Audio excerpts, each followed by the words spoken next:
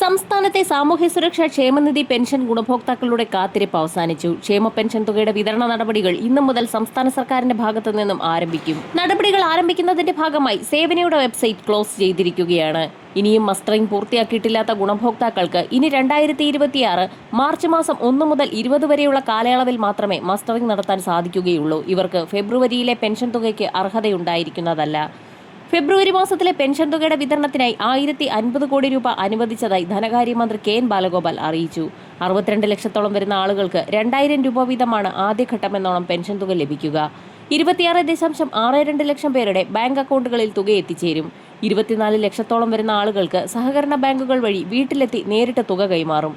ക്ഷേമനിധി അംഗങ്ങൾക്കുള്ള ക്ഷേമ പെൻഷൻ അതാത് ബോർഡുകൾ വഴി വിതരണം ചെയ്യും.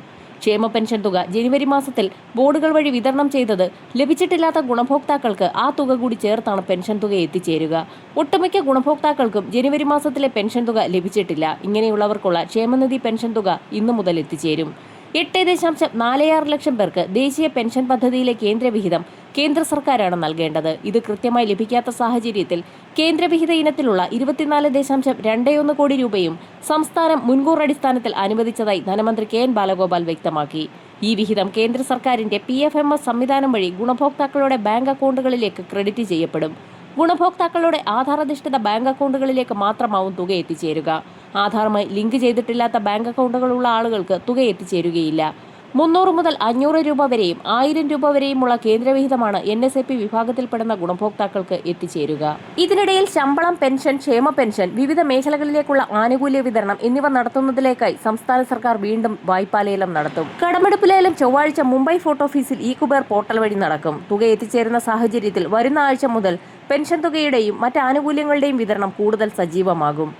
ഇതോടൊപ്പം തന്നെ മറ്റൊരു സന്തോഷ വാർത്ത കൂടി എത്തിയിരിക്കുകയാണ്. സർക്കാർ ജീവനക്കാരുടെയും പെൻഷൻകാരുടെയും നിലവിലുള്ള മുഴുവൻ DAയും DR-ഉം അനുവദിച്ച് സർക്കാർ ഉത്തരവായിരിക്കുന്നു. മാർച്ചിൽ ലഭിക്കുന്ന ശമ്പളത്തോടൊപ്പം 3% DA അനുവദിച്ച് കഴിഞ്ഞ ദിവസം ഉത്തരവായിരുന്നു. ഇപ്പോൾ 10% DA കൂടി അനുവദിച്ചതോടെ സർക്കാർ ജീവനക്കാരുടെ DAയും പെൻഷൻകാരുടെ DR-ഉം 35%ആയി ഉയർന്നിരിക്കുന്നു. പ്രഖ്യാപിച്ച എല്ലാ കാര്യങ്ങളും സമയബന്ധിതമായി തന്നെ നടപ്പിലാക്കാൻ സർക്കാർ പ്രതിജ്ഞാബദ്ധമാണെന്നും ധനവകുപ്പ് വൃത്തങ്ങൾ വ്യക്തമാക്കി. വരും ദിവസങ്ങളിൽ കൂടുതൽ മേഖലകളിലേക്കുള്ള ആനുകൂല്യങ്ങൾ പ്രഖ്യാപിക്കും. വരും മണിക്കൂറുകളിലെ സർക്കാർ അറിയിപ്പുകൾക്കായി ചാനൽ സബ്സ്ക്രൈബ് ചെയ്യാൻ മറക്കാതിരിക്കുക.